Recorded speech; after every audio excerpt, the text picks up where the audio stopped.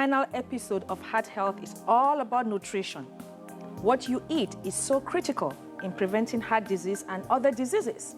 So in the next 28 minutes, we will look at good carbohydrates, proteins, fats, fibers, fruits, vegetables, and more.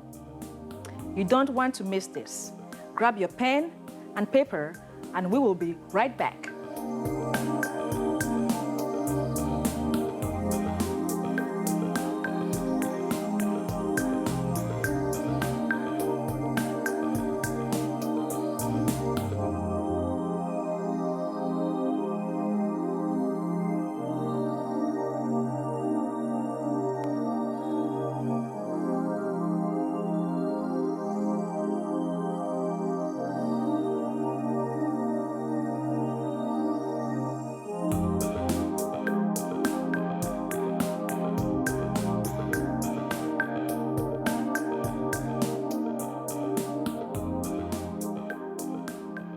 Welcome to this final episode of Heart Health.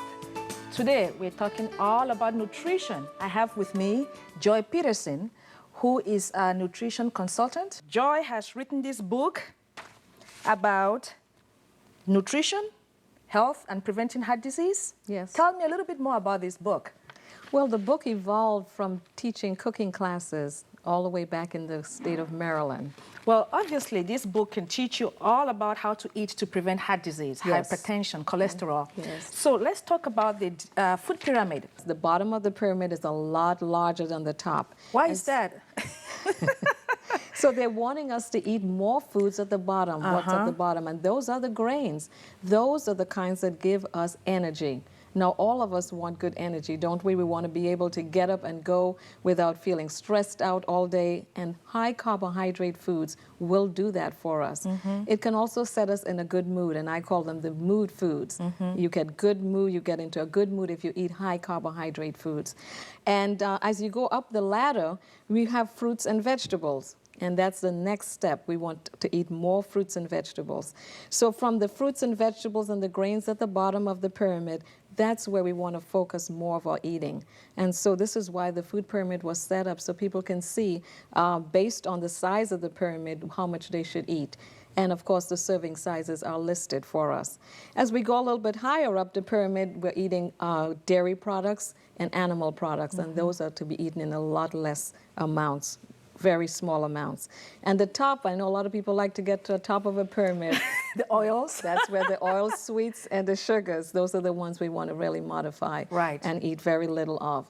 Because of the long-term goal that you have, you want to be able to have more energy and to feel healthfully. So eat from the bottom of the pyramid, and when you plan your meals, plan them based on that.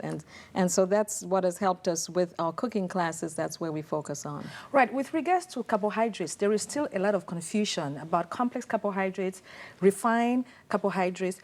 Right. Well, the refined carbohydrates, those are the ones that give you that quick energy. You know, such as like a Twinkie and maybe, you know, a candy bar. Okay. Those are carbohydrate foods, and they can make you feel real well immediately. But after a while, maybe an hour or two later, you get a down feeling, and so you want to go back again and eat some more. And so of course we go back and eat some more of the refines, and it affects our blood glucose levels, and so it just goes up and down. We want to keep our blood sugar levels as balanced as possible, and so the best way to get them is from the complex carbohydrates, your brown rice, your whole grain cereals, good whole grain breads, and of course, just maybe if you have a refined carb now and then, it's not a problem. So we're not saying that it should always be all whole grains. But the majority of them should be whole grains.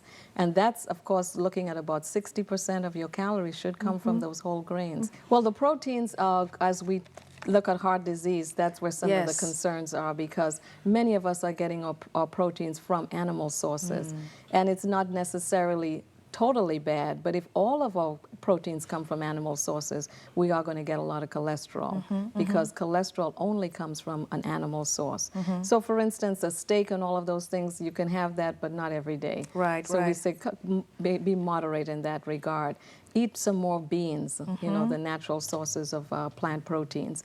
And nuts are good. You know, some people had a problem about nuts, but we know now that nuts are very good sources of protein. Absolutely. And they are good for our heart. Yes. You know, we know walnuts now are very good in providing the omega-3 fatty acids. Yes. And that does help with our area of heart disease. Great. So proteins can come from our plant sources. Tofu is also a good source. And your nuts, your tofu, beans, and of course, you know, chicken and fish, those are also there, but we want to moderate those because they do carry cholesterol with them. When we return, One of the tricks of the trade is do not buy things that are around the grocery shelves. then later, Joyce is going to demonstrate for us. Those are very good for you. Do you think there's any relationship between heart attacks and what we eat? You know, it's something we didn't think could happen until recently. Now it's a bigger problem now, more because of the high obesity and whatever, you know, processed foods and all that kind of stuff. So just, you know, basically raw foods, natural vegetables, fruits, the best thing to help that. Exercise, of course, especially. I've read and heard that stress is a factor into heart attacks too. If people can learn to control stress better, then you know that may do a lot of good, and not just for heart attacks, but for everything. You know, that's not going to say that if someone just takes stress courses and is cheerful all the time, I don't think means that they're going to be saved from heart attacks, because that's kind of wishful thinking. But if nothing else, it'll make you feel a lot happier and healthier. So even if you are going to have a heart attack someday, you'll at least have a nicer life before you do. It's scary, first of all, because the things that I've learned about the symptoms, that's the scariest part, is that it feels like indigestion, and so it's nothing clear. But I do have a stepmom who is very much, her father died of obesity and diabetes and heart condition, and she's taught me a lot of how fast food, even if you think it's just once in a while, if you really look at what you're eating, there's no nutrition whatsoever.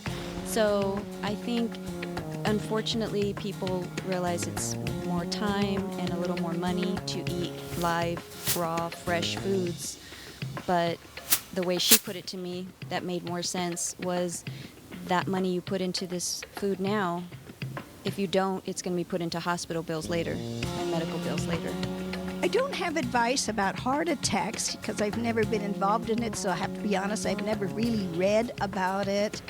But I would say read about it in good health books before you go to the doctor who will put you on drugs, because there may be ways that it can be taken care of without ever getting to drugs. So much more important to eat healthy. I mean, they have a couple of guys, a guy and gal in here who are dynamite. I would call them a doctor. They're better than a doctor. They're so good in prescribing the right foods to eat. They don't prescribe. I don't mean prescribe, but the right foods to eat. Try to look for a lot of health food places that really can help you in your eating habits, and talk to a doctor. Fats are not all that bad. Fats, as I say now, fat is not all where it's at, so just remember that. So we have the good fats and the fats that are not so good for us. Olive oil, is very good for our bodies. It's good for our skin. It's good for every part of our bodies. And also peanut oil. Now, you have the oils they use in different parts of the country, in different parts of the world. The Mediterranean diet, for instance, does talk about olive oil. And it's part of their pyramid, their food guide pyramid. Olive oil is used on a daily basis. And they do not have as much problems with heart disease as we do. Now, in the African countries, they use peanut oil. And that's also very good peanut oil in their food preparations. These oils I'm just mentioning are monounsaturated.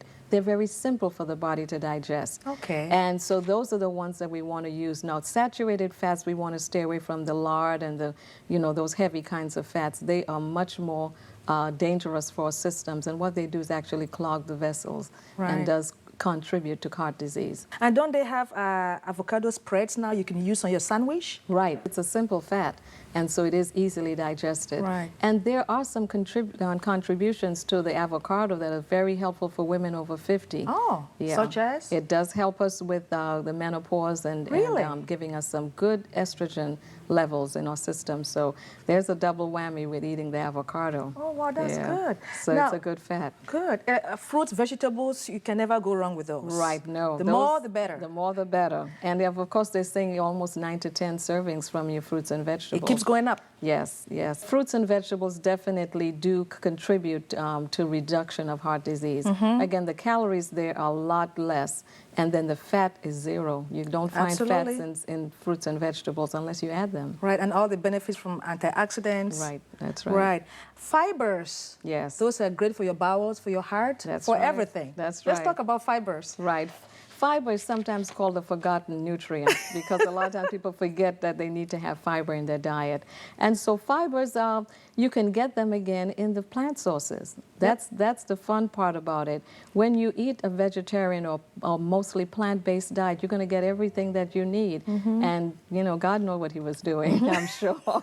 Because that was a particular diet that was mentioned in the book, in the Bible, Genesis 1:29. Fruits, nuts, grains, and vegetables were added later. But the fibers are very important in helping to prevent not just the heart disease, but colon cancer. Yes. So it has a whole, regime there that can really benefit us. Yes. It also makes us feel full longer. Right. So, when we eat foods that do not have as much fiber, we'll get hungry again very quickly. Right. And it helps to regulate the blood sugar. Helps to regulate blood sugar. It's also involved in elimination, and it helps us to have our systems, working up and running. It's like a pipe. It's a drainage, and it needs to be cleaned out on a daily basis. Absolutely. Fiber takes care of that. You can get your fibers also from the whole grain cereals. Yes. Good breads. Oats is a good source of fiber. Not the real refined, but the whole oats. And some nuts have good fiber in them too, and don't forget beans. Those are really, really good sources of fiber. And they can be made in various different combinations and different styles. So you can get it once you're in a plant-based program or diet. You will get enough fiber, more than enough. Good. Now, trans fatty acids. Yes. Those are bad for you. Those are the fatty acids that come from foods that are prepared man-made.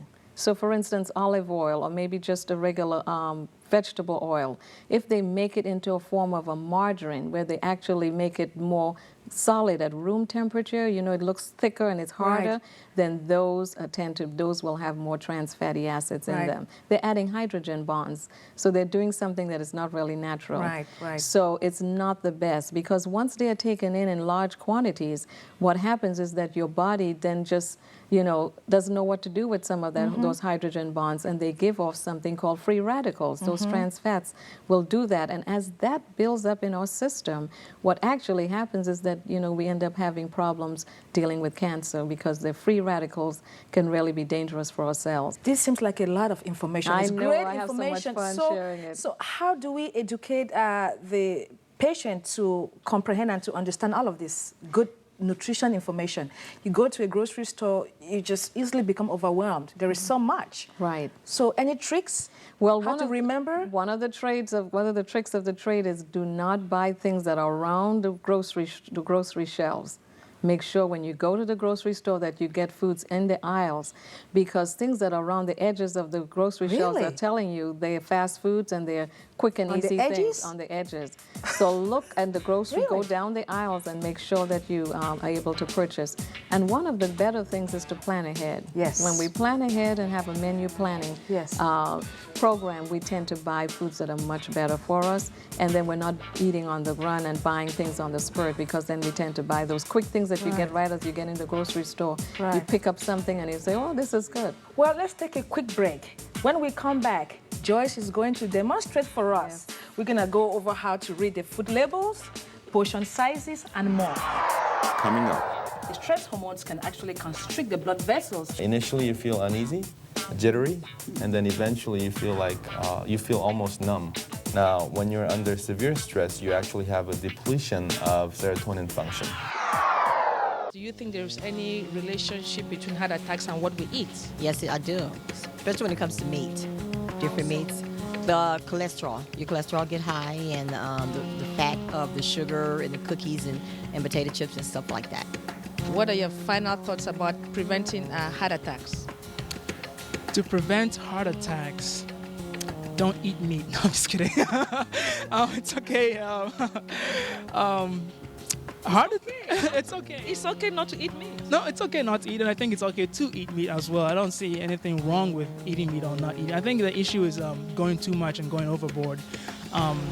Definitely, heart attacks are a big problem, in our world today, and the heart attacks obviously come because the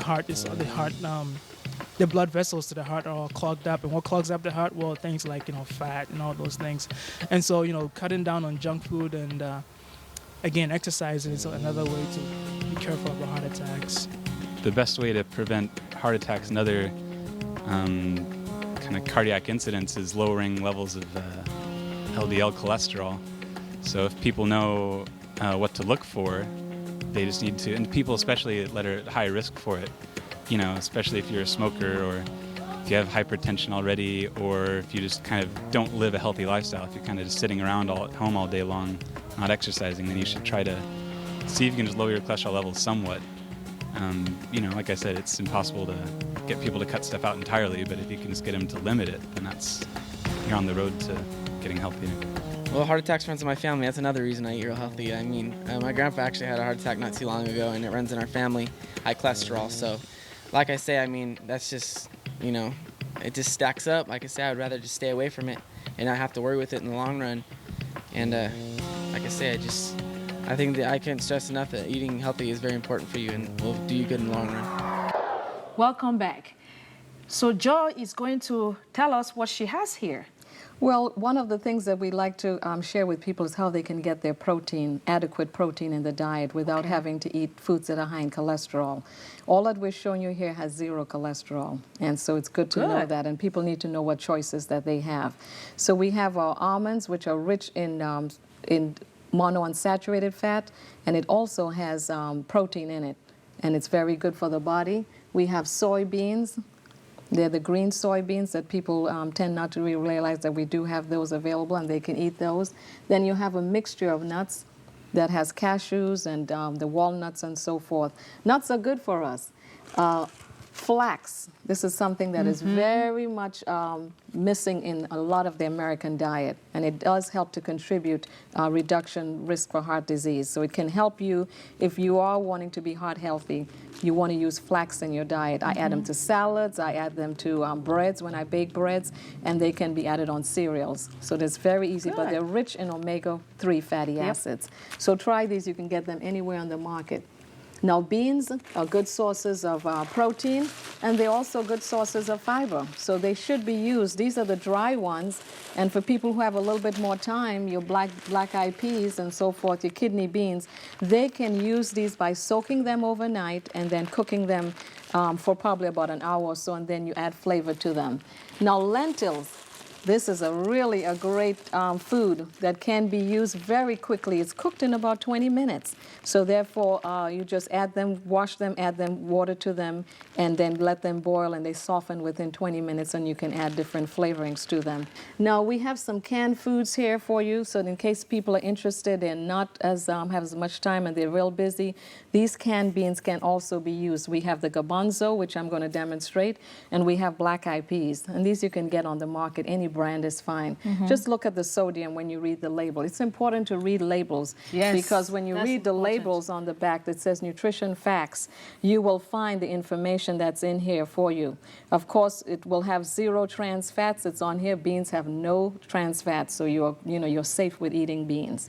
And very helpful for us. Good old tofu, I know there's quite a big splash on the market. Our cookbook, we do a lot of recipes which says from beginning to end with tofu. So you can have entrees, you can have your desserts, you can have your just soups, all kinds of ways that you can use tofu, and it's very versatile. It can be used in very many ways. Rich source of protein, very good for the heart, and also good for reduction of estrogen. Good. And mayonnaise. Mayonnaise. But this is called mayonnaise. So it's made from soy. Oh, yeah. good. And so people always wonder, well, I want to still have some flavor with my salads. What can I use? Mayonnaise it's a substitute for regular mayonnaise. It has 0 cholesterol, so there's none here. Great. And then olive oil, again, we've talked about those. You can get these at different stores. We do need fats, but this is the way we want to get them, from the natural sources. And olive oil can be a little pricey, so for those who cannot afford that, canola is another good choice. Right, canola it's also monounsaturated fat, so it can be used. You can use canola oil. Butter is it's made from what? The milk that's curdled, and then it forms into sticks or into a tub, and they make butter from that. So that's a natural way. You know, in the olden times when people on the farm, they made their own butter, and they enjoyed it. Right. Now it is a saturated fat. But when you look at margarine, margarine is a commercially prepared product made from vegetable oil, and again the trans fats are added to them, and so that of course is going to end up giving us more trans fats than we need. So in the long run, if you're going to have to use those, then it might be better to have a little bit of the regular butter. But there are other substitutes that you can use, and then you can use take beans. Say for instance, the same garbanzo beans can be made into something called hummus that can be spread on your bread. It's a Greek dish, but can be very flavorful. And then you can always just take a little good old olive oil, put some herbs, and just spread it on your bread. Tastes very, very good. Let's talk about serving sizes. People are really confused. How much nuts should I eat? How much beans should I eat? So if you're going to eat a particular food and you want to make sure that you're measuring correctly, and a lot of diabetics maybe, or even people on particular diets, may want to dip this. If you make a can of beans, you may want to dip it out and put it on your plate. Cooked beans. Cooked beans. A cup is fine. A half a cup is also good. We don't want to have a cup of nuts, though. Because this has, it's a high source of calories, and it's a good source of protein and fat, but too much of it. So it would rather be better to just take it from the bag and just get enough to hold in your hands. That's an easy way to remember. If your hand is bigger than mine, of course you'll be eating more. But if not, it's just a handful. After the break. So you're going to prepare something for us? A typical healthy lunch. Hi, I am Ruth Tanyi, producer of the award-winning TV series called Bad Sugar. Do you have diabetes? Know someone who has diabetes? Unfortunately, all of us do. So listen carefully to what others are saying about the Bad Sugar DVDs. I have type 2 diabetes, and I've had that for probably 30 years. I've had diabetes since 1995.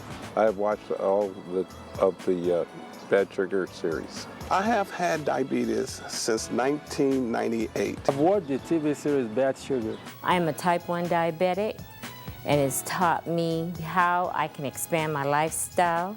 It's taught me spiritually how to monitor my stress. They clarified everything that the doctor was saying, but at a more slower pace, and to me, a very understanding pace to understand diabetes. Oh, I thought I knew, but I didn't.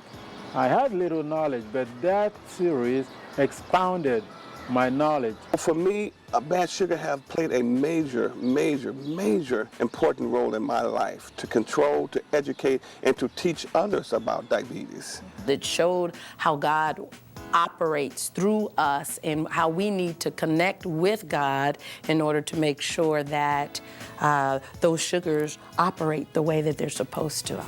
Bad Sugar. Do you have questions about nutrition and diabetes? What to eat, what to avoid, counting carbohydrates? What about the glycemic index? Or questions about proteins, fibers, fruits, vegetables, fats? Or do you have questions about exercise, stress, spirituality, and diabetes? Or do you want to prevent diabetes complications? The Bad Sugar DVDs will give you the answers you are looking for. There was things out there that I didn't know, and since I watched Bad Sugar, it's given me a lot of information that will help me further out. Type 2 diabetes affects a lot of different things in your body, which I never knew about until I saw the episodes 7, 8, and 9. It's taught me about nutrition, it's taught me spirituality, and it's taught me how to live my life and enjoy myself longer. I was able to reduce my medicine, and that's due to the fact of the bad sugar. Call 1-866-257-3471. Operators are standing by. Or log on to PreventiveCareWeekly.com and place your order. Okay, now you know all about the Bad Sugar Diabetes DVDs. Get them for yourself and they will change your life. So you're gonna prepare something for us? A typical heart-healthy lunch. Right. Okay. And it's made from the garbanzo beans. All right, we drain them and then I crush them with a fork and put it on the plate. So we already have this ready for you. That looks like a lot though, no? This is 1 can, so it would be serving. Really? 1 can would look at serving about 3 people after you add all of the 3 servings. people? Yes. Wow. Yeah, because this is about 16 ounces. So if you're looking at, well, really 4 ounces, 4 fours, yeah, you will have 4 servings here. All right, so we have it crushed. We add some bell peppers. All right. Those are very good for you. Onions. Onions are very good too. Yep. Chopped onions. Helps with your immune system. Right. Now we want to add a few seasonings to it. And right in my little container here, I have some basil, some garlic, onions, not onions, but onion powder, and a little bit of vegetable seasoning. And we pour that over it. And then we have a tablespoon of the mayonnaise. Okay. Right?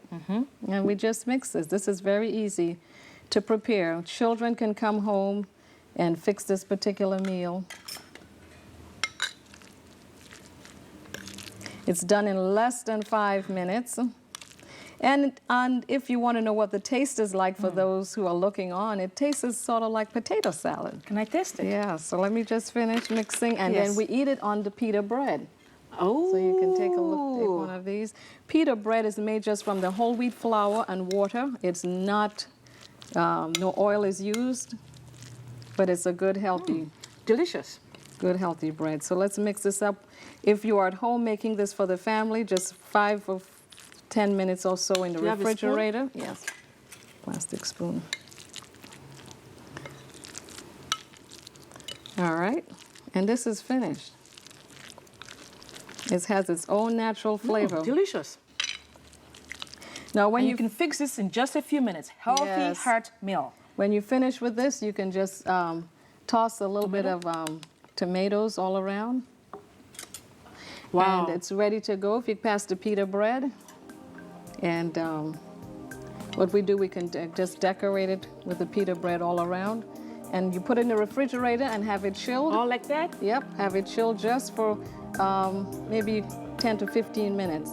And it's ready to go. And You it can tastes always good? add black olives if you want to, just for a little bit extra color. Sorry, another one. It tastes good, it's good for your heart, easy to prepare. Yep. And for more information, please visit PreventiveCareWeekly.com and check out the forum where you can share ideas and learn from others about lifestyle practices and disease prevention. See you on the next episode. Goodbye. This program is not intended to be diagnostic or prescriptive. Please consult with your doctor or healthcare provider before adopting any of the lifestyle changes or other measures discussed in this program. We do not recommend any medication changes. Rather, patients should seek medical advice from their doctors or healthcare providers.